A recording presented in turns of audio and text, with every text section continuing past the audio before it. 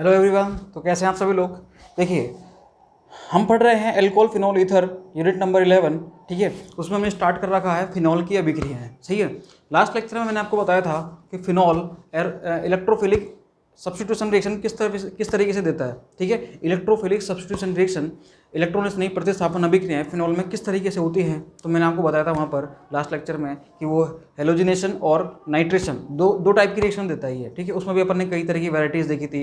यदि आपको केवल ऑर्थो और पैरा पर ही आपको आज हेलोजन लेकर आना है या फिर ऑर्थो और पैरा पर ही आपको NO2 ग्रुप लेकर आना है तो आप किस तरीके से रिएक्शन कराओगे। ठीक है, यदि आपको तीनों पोजीशन ब्लॉक करनी है, तीनों पोजीशन पर आपको NO2 या Br लाना है तो आप कैसे रिएक्शन कराओगे। तो मतलब फिनोल की रिएक्शन अपन ने इस तरीके से देखी थी। ठीक है, अब फिनोल की रिमेनिंग रिएक्शन अपन देखने वाले हैं। तो एल्कोहल की अपनी सारी रिएक्शन कंप्लीट हो चुकी है पहले ही, मैंने आपको हर एक चीज़ बताई थी वहाँ पर। ठीक है, एल्कोहल में भी उसकी एसिडिटी मैंने चेक करना सिखाया था आपको, उसकी एसिडिटी फिनोल से कंपेयर करना सिखाया था, उसकी रिएक्शन मेटल के साथ सिखाई थी मैंने आपको, अल्कोहल का ऑक्सीडेशन मैंने आपको सिखाया था। ठीक है, तो उस तरीके से मैंने कई सारी रिएक्शन आपको बताई थी। फिनोल में भी अपन ने पढ़ लिया इलेक्ट्रोफिलिक सब्स्टिट्यूशन रिएक्शन। अब हम पढ़ने वाले हैं यहाँ पर कॉल्बे रिएक्शन। बहुत इंपॉर्टेंट रिएक्शन है, बहुत ज़्यादा इंपॉर्टेंट रिएक्शन है। इसके बाद हम पढ़ेंगे राइमर टिमान रिएक्शन, राइमर टिमान अभिक्रिया। ठीक है, उसके बाद हम पढ़ेंगे यश दरज मतलब जिंक के साथ अभिक्रिया। उसके बाद हम पढ़ेंगे ऑक्सीकरण मतलब फिनोल का ऑक्सीडेशन कैसे होता है। क्लियर, ये चार रिएक्शन है, चार रिएक्शन बहुत ज़्यादा इंपॉर्टेंट है ये। ठीक है, आपको ये समझ में आनी चाहिए और आनी ही चाहिए। नहीं आए तो आप कमेंट करके बता देना। ठीक है, तो मैं आपको समझा दूंगा और भी अच्छे से, या नेक्स्ट लेक्चर में बता दूंगा, और जब भी अपन लाइव सेशन लेकर आएंगे तो आपको मैं बता दूंगा इसके बारे में। सही है, ओके, क्लियर है, कोई दिक्कत नहीं है इसमें, कोई समस्या नहीं है। स्टार्ट कर रहा हूँ मैं नेक्स्ट लेक्चर ये वाला, जो कि है अपना कॉल्बे रिएक्शन। फिनोल की जो रिएक्शंस हैं, देखो मैं एक बार फिर भी आपके सामने थोड़ा सा बता देता हूँ कि फिनोल की जो रिएक्शंस हैं, रिएक्शंस ऑफ फिनोल, वो देखो फर्स्ट मैंने आपको बताई थी इलेक्ट्रोफिलिक सब्स्टिट्यूशन रिएक्शन, इलेक्ट्रोफिलिक, हाँ जी, सब्स्टिट्यूशन रिएक्शंस। क्लियर, और दूसरी मैंने आपको इसमें भी मैंने आपको बताई थी दो कैटेगरी की, एक मैंने आपको बताई थी नाइट्रेशन, एक मैंने आपको बताई थी हेलोजिनेशन। सही है, एक तो नाइट्रेशन और एक हेलोजिनेशन, दूसरी मैंने आपको बताई। अब दूसरी जो मैं आपको बताऊंगा वो है अपनी कॉल्बे रिएक्शन, जो ये बता रही कॉल्बे अभिक्रिया। ठीक है, तीसरी आपकी होती है राइमर टिमान अभिक्रिया, राइमर टिमान रिएक्शन। चौथी होती है रिएक्शन विद जिंक। ये एक बार मैं लिख देता हूं ताकि आपके दिमाग में एक फ्लो चार्ट रहे, ताकि आपको सब कुछ समझ में आता रहे। सही है, अपन क्या पढ़ रहे हैं। चौथा अब मैं आपको बताऊंगा रिएक्शन विद जिंक। किसके साथ? जिंक के साथ। जिंक को हिंदी में बोलते हैं यश दरज। क्या बोलते हैं? यश दरज, यश दरज ही बोलते हैं इसको, लिख लो भैया इधर ऐसे आप, यश दरज।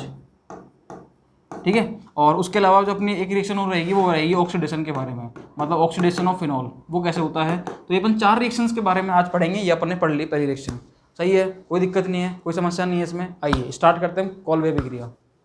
क्या होती है कॉल्बे अभिक्रिया, इसके बारे में आपको समझाता हूँ मैं यहीं पर ही। देखो, हाँ जी, कॉल्बे अभिक्रिया में क्या होता है देखना भैया, समझना इस चीज़ को बहुत ध्यान से। देखो मैं यही समझा देता हूँ, उसके बाद आपकी जो थ्योरी होगी उसको पढ़ लेंगे एक बार। सही है, देखो ये है फिनोल। सही है, फिनोल की रिएक्शन जब आप किसी बेस से कराते हो तो होता क्या है, मतलब यहाँ पर इसका सोडियम सोल्ट बन जाता है। आपने क्या करा है, कोई भी बेस लिया आपने, क्या लिया, NaOH ले लिया आपने। ठीक है, और यहाँ पर क्या बन जाएगा, इसका सोडियम सोल्ट बन जाएगा। सही है, अरे यार देखो ये बन गया, और यहाँ पर क्या बन गया, ये O- Na+, मतलब इसका मैंने क्या बना दिया, सोडियम सॉल्ट बना दिया। ठीक है, सोडियम लवण बना दिया। अब क्या होगा, इसकी रिएक्शन होती है फिर CO2 से। किससे होती है? CO2 से। लो भैया, CO2 की स्ट्रक्चर क्या होती है, ये CO2 से रिएक्शन होती है इसकी। CO2 क्या होता है, ये होता है। सही है, जब आप CO2 के साथ रिएक्शन कराओगे इसकी तो क्या होगा देखना, समझना इसको, बात को बहुत ध्यान से। ये माइनस चार्ज इधर शिफ्ट होता है। ठीक है, और ये बॉन्ड जो होता है यहाँ पर अटैक करता है, और ये इस तरीके से इधर हो जाता है। सही है, देखो ये माइनस चार्ज जब अंदर शिफ्ट होगा, आपको पता है कि फिनॉक्साइड आयन ज़्यादा स्टेबल होता है फिनोल से भी। क्यों? क्योंकि फिनॉक्साइड आयन की जब अनुनादित संरचनाएं बनाते हैं, रेजोनेटिक स्ट्रक्चर बनाते हैं, तो भैया पूरी रिंग में क्या रहता है, केवल और केवल माइनस चार्ज रहता है। लेकिन यदि फिनोल की अनुनादित संरचनाएं बनाते हैं, रेजोनेटिक स्ट्रक्चर बनाते हैं, तो वहाँ पर ऑक्सीजन पर प्लस चार्ज और बेंजीन रिंग में माइनस चार्ज, ये इस तरीके के केसेस होते हैं ये। सही है, तो इसलिए आपको मैंने बता रखा है कि फिनॉक्साइड आयन ज़्यादा स्टेबल होता है ये। क्लियर, तो ये जैसे इधर जाएगा बेंजीन रिंग में, तो ये इसकी 5 वैलेंसी होगी, ये बॉन्ड उठ के आएगा, यहाँ माइनस चार्ज आएगा, माइनस चार्ज यहाँ अटैक करेगा इस कार्बन पर, इस कार्बन की 5 वैलेंसी होगी, तो भैया ये ऑक्सीजन यहाँ पर क्या हो जाएगा, हाँ जी आगे शिफ्ट हो जाएगा। सही है, क्लियर। अब देखो ये रिएक्शन कैसे हो रही है, समझना है, इसको समझते रहना। देखो यहाँ पर क्या आ गया, डबल बॉन्ड ऑक्सीजन, इसका तो काम खत्म। ये इधर आ गया, ये इधर आ गया, और यहाँ से क्या जुड़ गया, देखना भैया यहाँ से क्या जुड़ गया, हाँ जी ये जो कार्बन है, ये जुड़ गया, और यहाँ पर क्या आ गया, डबल बॉन्ड, एक डबल बॉन्ड तो है ही है, और एक ऑक्सीजन है, और ऑक्सीजन पर क्या आ गया, माइनस चार्ज आ गया। क्या आ गया, माइनस चार्ज। और यहाँ पर एक हाइड्रोजन तो होता ही है ऑलरेडी, कोई दिक्कत ही नहीं है इसमें तो। सही है, अब देखना आगे, देखना भैया आगे, आगे क्या होता है, आगे क्या होता है भैया, समझना इसको बहुत ध्यान से, समझते रहना भैया इसको, ठीक है। देखो फिर आगे क्या होता है, यहाँ पर अपन जब इस रिएक्शन को एसिडिफाई कराते हैं तो भैया क्या होता है, यहाँ पर अपन को मिलता है ये, अपन क्या मिलता है, ये मिलता है COOH। क्या मिलता है, COOH। लेकिन ये भैया इसकी एरोमेटिसिटी गायब हो गई, तो इस एरोमेटिसिटी को लाने के लिए ये जो हाइड्रोजन है, ये यहाँ पर जाएगी और ये इधर आ जाएगा। सही है, ये ऐसे हो जाएगा, और यहाँ पर आपको क्या मिल जाएगा, अपन ने H+ ले ही रखा है, तो भैया ये जब इस पर क्या आएगा, माइनस चार्ज, तो H+ भी जुड़ के यहाँ पर क्या बना देगा, हाँ जी OH बना देगा, और यहाँ पर क्या आ जाएगा, COOH। मतलब इसको अपन बोलते हैं सैलिसिलिक एसिड। क्या बोलते हैं इसको, सैलिसिलिक, हाँ जी एसिड, मतलब सैलिसिलिक अम्ल बोलते हैं इसको। क्या बोलते हैं, सैलिसिलिक अम्ल। क्लियर है, लो भैया ये जो अपने सामने बना, ये क्या बन गया, सैलिसिलिक अम्ल।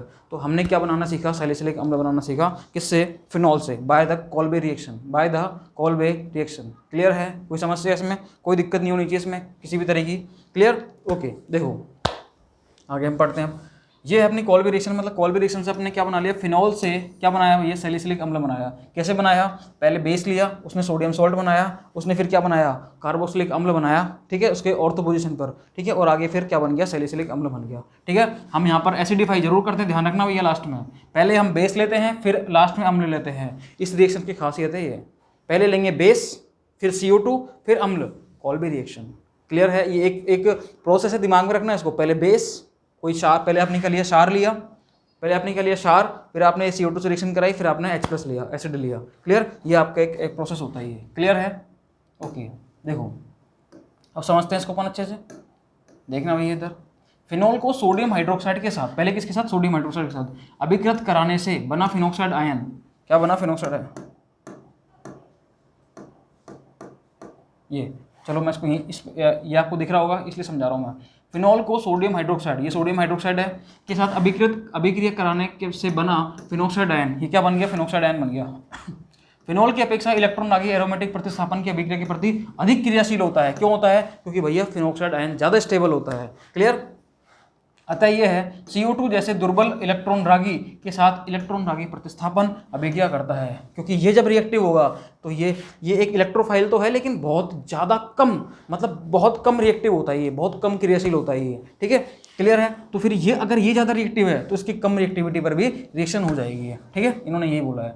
ठीक है, इससे ऑर्थो हाइड्रोक्सी बेंजोइक एसिड, क्या बोला, देखो इसको अपन क्या बोलेंगे, ऑर्थो पर पोजीशन पर क्या आ गया, हाइड्रोक्सी, ऑर्थो पोजीशन पर क्या आ गया, हाइड्रोक्सी। और ये जो ग्रुप होता है, ये जो होता है ना, ये बेंजीन के साथ COOH, इसको अपन बोलते हैं बेंजोइक एसिड। मैंने आपको एक दिन सारी चीज़ें बताई थी, है बेंजोइक एसिड क्या होता है, फिनॉल क्या होता है। ठीक है, उसके साथ यदि अपन OH जोड़ दें ऑर्थो पर तो अपन उसको अपन बेंजोइक एसिड बोलेंगे। CHO हो तो इसको अपन, सॉरी बेंजोइक क्या, उसको अपन सैलिसिलिक एसिड बोलेंगे। CHO होता है यहाँ पर तो सैलिसल्डिहाइड होता है, ये 2 COOH होते हैं साथ में, उसको अपन थैलिक एसिड बोलते हैं। तो ये मैंने सबको समझाया हुआ है ये। ठीक है, तो इसको अपन क्या बोलेंगे, ऑर्थो हाइड्रोक्सी बेंजोइक अम्ल मुख्य उत्पाद के रूप में प्राप्त होता है। क्लियर है, कोई दिक्कत नहीं है। रिएक्शन इसकी देख लो आगे। अभी ये इसकी रिएक्शन दे रही, इन्होंने शॉर्ट में दे दी, मैंने आपको पूरी खोल के दिखा दी रिएक्शन मैकेनिज्म समेत। सही है, क्लियर है, कोई दिक्कत नहीं है। मतलब क्या होता है, NaOH रिएक्शन करेगा, ये क्या बनाएगा, फिनॉक्साइड आयन। क्या बनाएगा, ये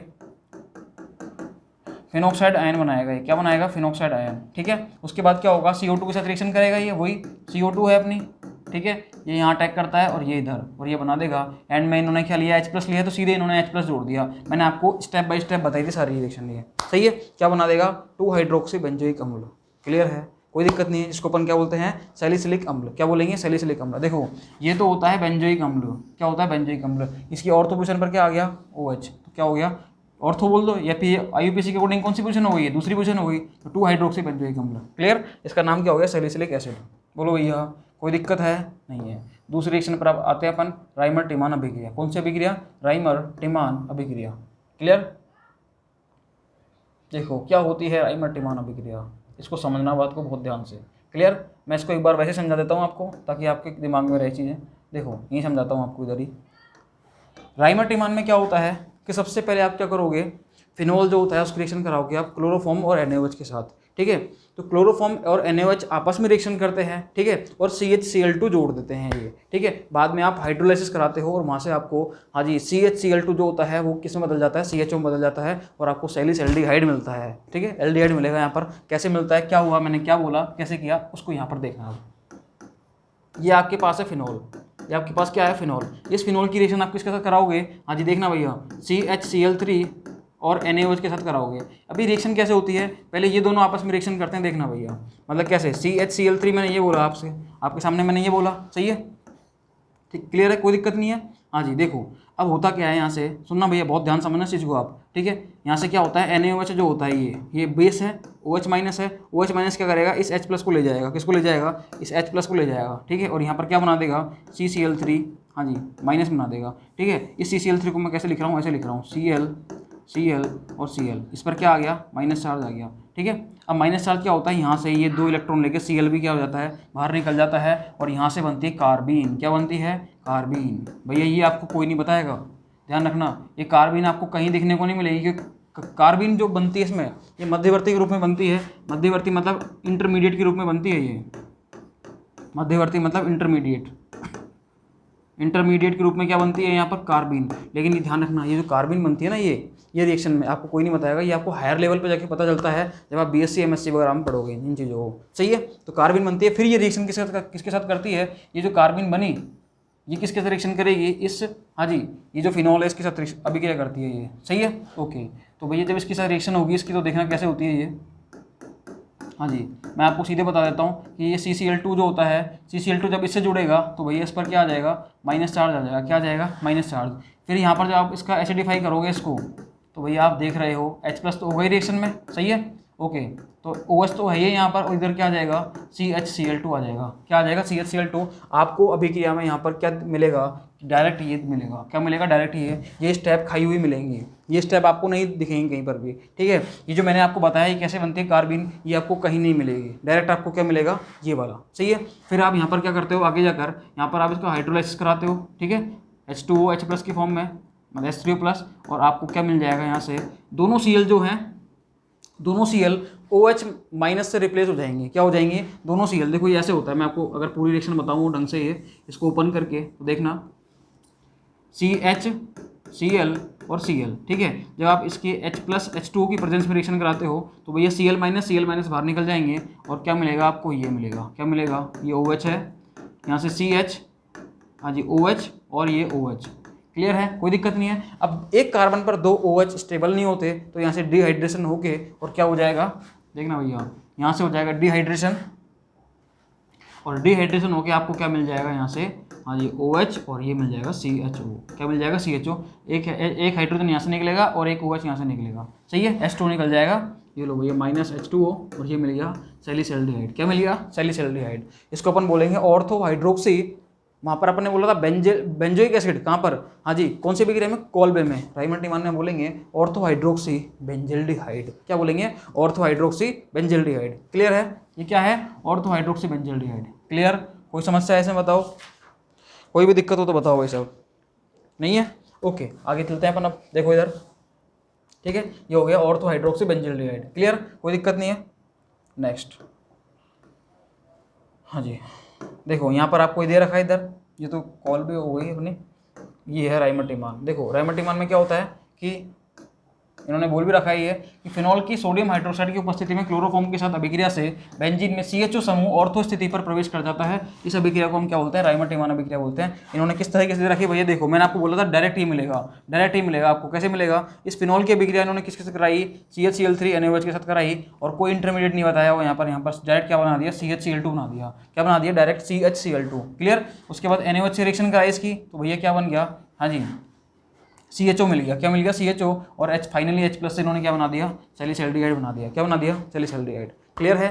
तो ये स्टेप्स आपके दिमाग में रहनी चाहिए, ठीक है। NaOH तो ऑलरेडी है ही रिएक्शन में, तो वो तो रिएक्शन करेगा ही करेगा, सही है, कोई दिक्कत, कोई समस्या बताओ किसी भी तरीके की, नहीं है, ओके आगे चलते हैं अपन। ये थी अपनी राइमर टीमान अभिक्रिया, ये अपनी क्या थी, राइमर टीमान अभिक्रिया। अब देखो नेक्स्ट है अपनी यश दर्ज के साथ अभिक्रिया, मैंने बोला था आपकी, मैंने आपसे बोला था कि चौथी रिएक्शन अपनी क्या रहेगी, जिंक के साथ अभिक्रिया क्या रहेगी, जिंक के साथ मतलब यस दर्ज के साथ अभिक्रिया रहेगी अपनी। यस दर्ज का मतलब होता है जिंक, ठीक है। जिंक एक ऐसा, हाँ जी, जिंक एक ऐसा रिड्यूसिंग एजेंट होता है।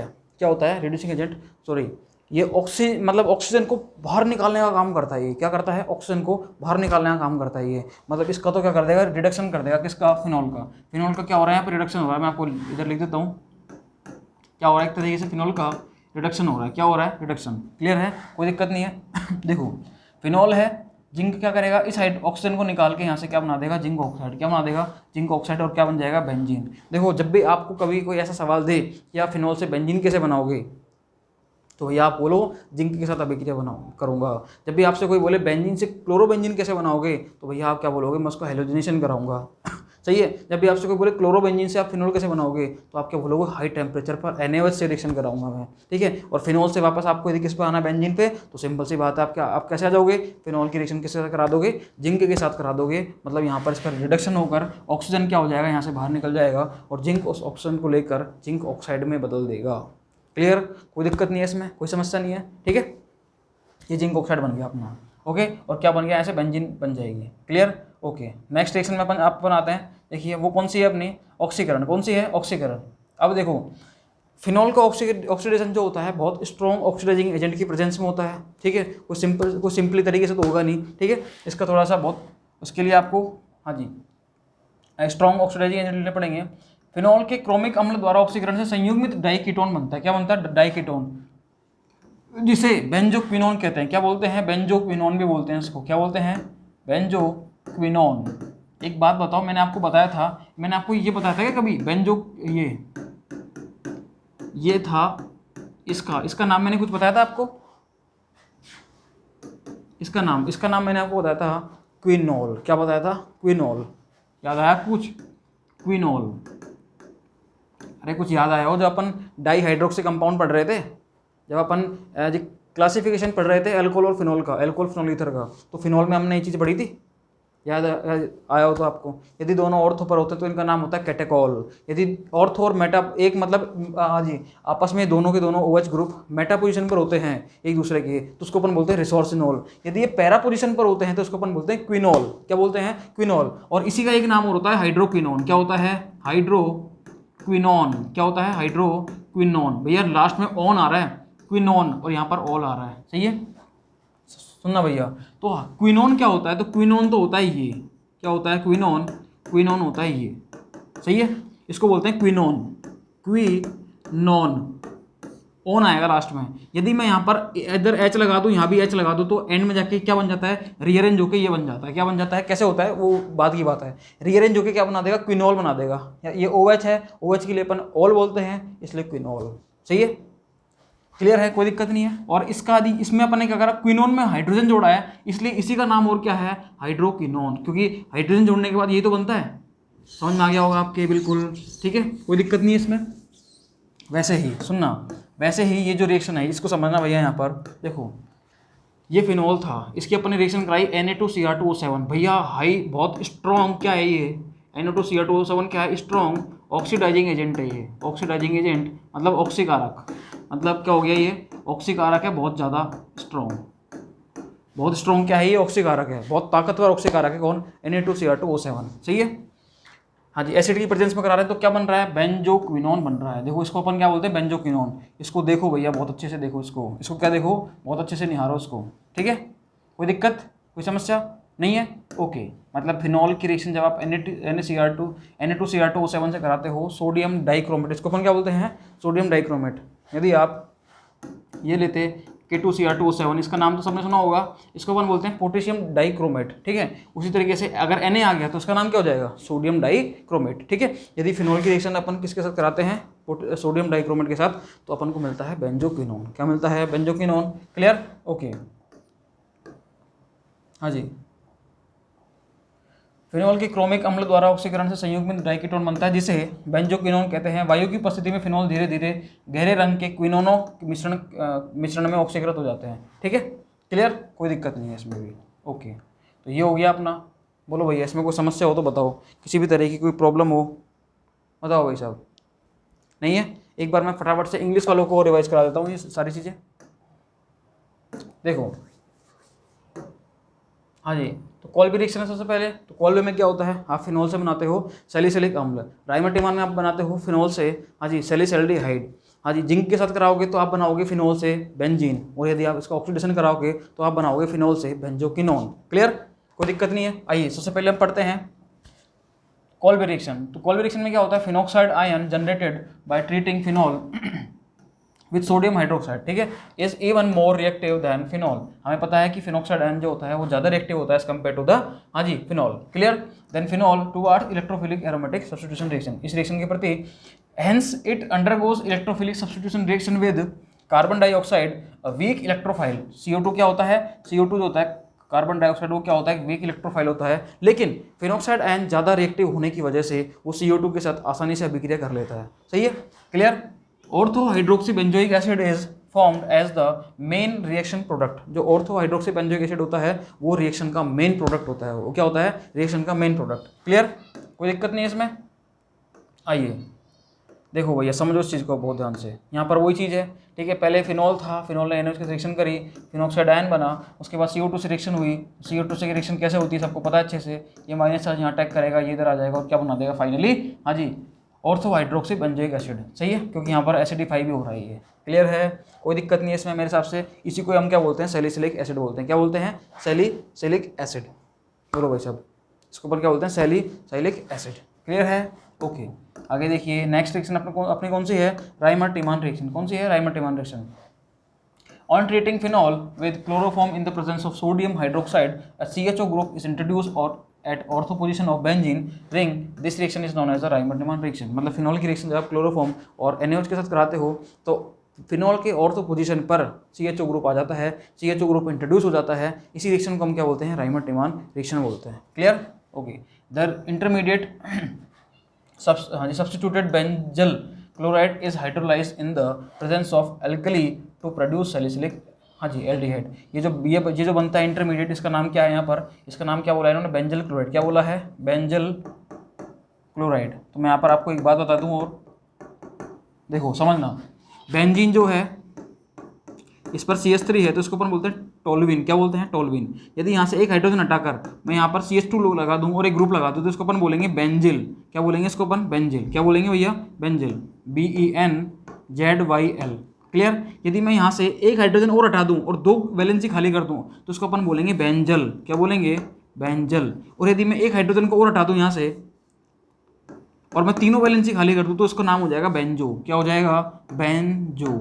लो भैया क्लियर है, बेंजिल, बेंजल, बेंजो। ठीक है, अगर Cl लगाता हूँ सब में तो यदि एक वैलेंसी के साथ Cl लगाता हूँ बेंजिल क्लोराइड, 2 वैलेंसी के साथ Cl लगाता हूँ बेंजल क्लोराइड, 3 वैलेंसी के साथ Cl लगाता हूँ बेंजो क्लोराइड। ठीक है, इस तरीके से अपन क्या करते हैं, इनका नामकरण करते हैं। क्लियर है, कोई दिक्कत नहीं है, ओके। आगे चलते हैं। नेक्स्ट रिएक्शन कौन सी है, जिंक के साथ अभिक्रिया है ये। ठीक है, रिएक्शन विद जिंक। जब आप फिनॉल की रिएक्शन जिंक के साथ कराते हो तो भैया आपके सामने क्या बनता है, आपके सामने बनता है बेंजीन। क्यों, क्योंकि जिंक जो होता है यहाँ से ऑक्सीजन को रिमूव कर देता है। ऑक्सीजन क्या कर देता है, रिमूव। सही है, ऑक्सीजन जैसे रिमूव होगी तो भैया वहाँ पर आसानी से क्या हो जाएगी, बेंजीन बन जाएगी, क्योंकि जिंक ने ऑक्सीजन को जिंक ऑक्साइड में बदल दिया। सही है, कोई दिक्कत नहीं है। जिंक ने क्या करा, इस ऑक्सीजन को लेकर चला गया और किस में बदल गया, जिंक ऑक्साइड में, और फिनॉल किस में बदल गया भैया, हाइड्रोकार्बन में, बेंजीन में बदल गया। किस में बदल गया, बेंजीन में। Clear, okay. आगे देखिए फाइनल आप ऑक्सीडेशन। ऑक्सीडेशन जो हो रहा है वो कैसे हो रहा है, oxidation of phenol with chromic acid produces a conjugated diketone known as benzoquinone. In the presence of air phenol are slowly oxidised to dark coloured mixture containing quinones. ठीक है, तो फिनॉल जो होता है ये Na2Cr2O7 मतलब स्ट्रॉन्ग ऑक्सीडाइजिंग एजेंट जो होता है इसके साथ क्या बनाता है, ये बेंजोक्विनोन बनाता है। क्या बनाता है, बेंजोक्विनोन। क्लियर है, कोई दिक्कत नहीं है। तो इस तरीके से अपने 5 रिएक्शन पढ़ ली। सबसे पहले हमने पढ़ी फिनॉल की इलेक्ट्रोफिलिक सब्स्टिट्यूशन रिएक्शन, उसमें हमने 2 चीज़ देखी थी, हेलोजिनेशन और नाइट्रेशन। उसके बाद हमने पढ़ा हाँ जी कौन सी रिएक्शन, कॉल्बी रिएक्शन। वहाँ पर अपन ने फिनॉल से बनाया सैलिसिलिक एसिड।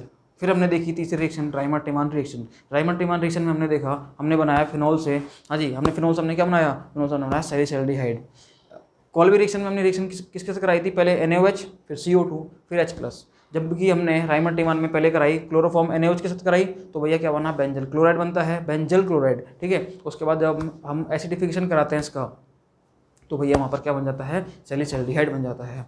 फोर्थ रिएक्शन हमने देखी जिंक के साथ, यस दरज के साथ, ठीक है। तो फिनॉल जिंक के साथ रिएक्शन करके बेंजीन बनाता है और जिंक ऑक्साइड अलग से बना देता है, ठीक है, एज ए सब प्रोडक्ट, क्लियर, बाय प्रोडक्ट बोल सकते हैं हम उसको। और जो फिनॉल होता है वो ऑक्सीडाइज होता है Na2Cr2O7 की प्रेजेंस में, हाँ जी, स्ट्रॉन्ग ऑक्सीडाइजिंग एजेंट की प्रेजेंस में, और यहाँ पर बेंजोक्विनोन बनाता है, क्लियर। तो ये अपनी हो गई फिनॉल की रिएक्शन सारी कंप्लीट, ठीक है। अब इसके बाद हम पढ़ेंगे नेक्स्ट क्लास में वो हम पढ़ेंगे कि सम कॉमर्शियली कुछ एल्कोहल्स हैं जैसे मीथेनॉल और इथेनॉल, इनके बारे में, इनके यूजेस क्या होते हैं, इनको अपन कैसे बनाते हैं, इनका जी इंडस्ट्री में क्या यूज़ है, और भी इनके कुछ जनरली यूज़ हैं, तो वो अपन सारी चीज़ें देखने वाले हैं। आपको पता है मीथेनॉल और इथेनॉल तो कितने यूज़ में आने वाले प्रोडक्ट्स हैं, सही है। सबसे ज़्यादा एल्कोहल जो यूज़ में आते हैं वो मीथेनॉल और इथेनॉल ही हैं, ठीक है। इनके बारे में हम इनकी सारी डिटेल, सारा इंट्रोडक्शन पार्ट, और साथ में इनका इंडस्ट्रियल लेवल पर यूज़, डोमेस्टिक लेवल पर यूज़, ये सारी चीज़ें हम वन बाय वन देखने वाले हैं, ठीक है। और छोटे मोटे कोई रिएक्शंस होंगे तो वो भी हम देख लेंगे। वैसे तो हमने मैक्सिमम रिएक्शन एल्कोहल की और फिनॉल की कंप्लीट कर दी हैं,